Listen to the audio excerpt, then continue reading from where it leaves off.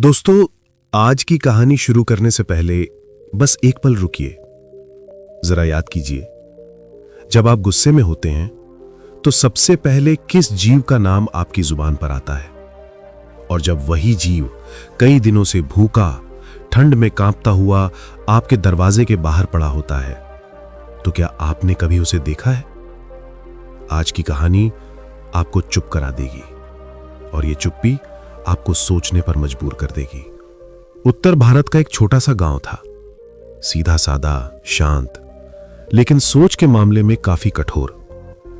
गांव के बाहर एक पुराना बरगद था। उसकी जड़ों के पास रोज एक भूरा सा कुत्ता आकर बैठ जाता था।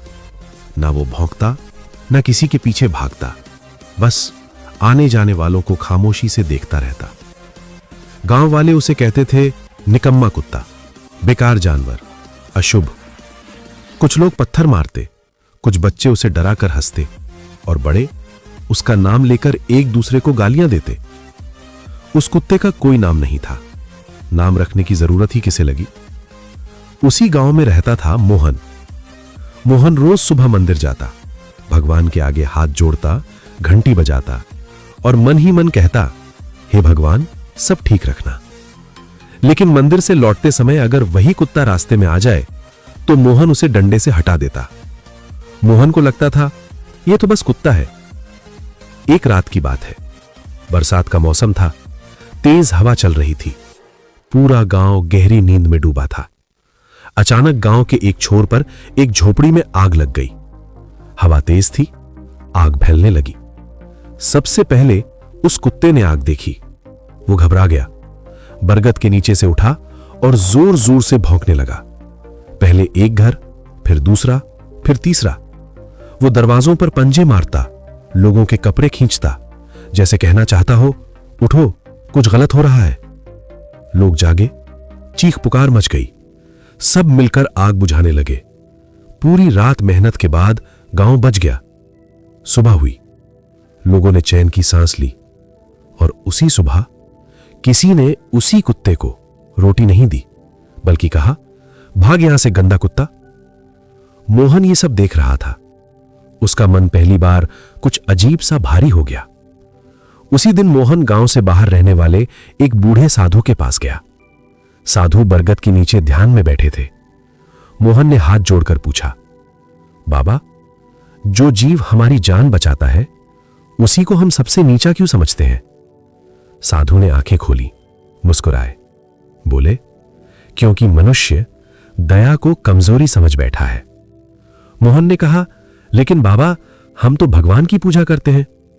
साधु बोले, पूजा हाथों से होती है, पर करुणा दिल से होती है, और दिल की पूजा भगवान सबसे पहले स्वीकार करता है।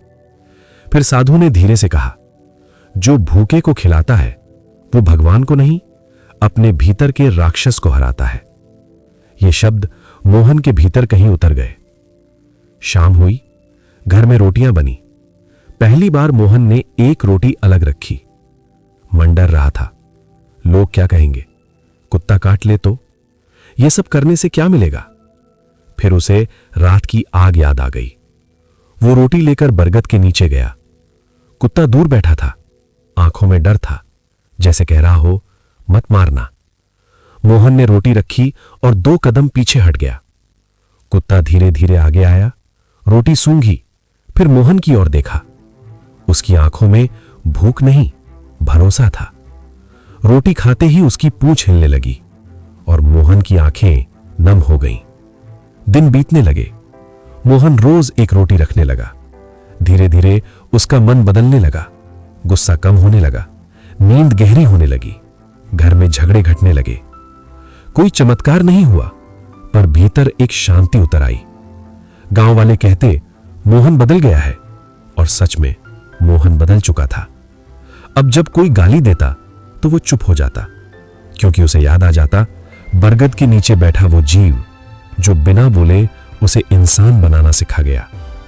दोस्तों, ये कहानी कुत्ते की नहीं है, ये कहानी हमारी संवेदना की है। जिस दिन हम कमजोर को दुत्कारना छोड़ देंगे, उसी दिन हम सच में मजबूत बनेंगे। अगर ये कहानी आपके दिल तक पहुंची हो तो आज किसी भी भूखे जीव को एक रोटी जरूर दीजिए, शायद आपकी भी सोच बदल जाए। नमस्कार दोस्तों, नमो बुद्धाय।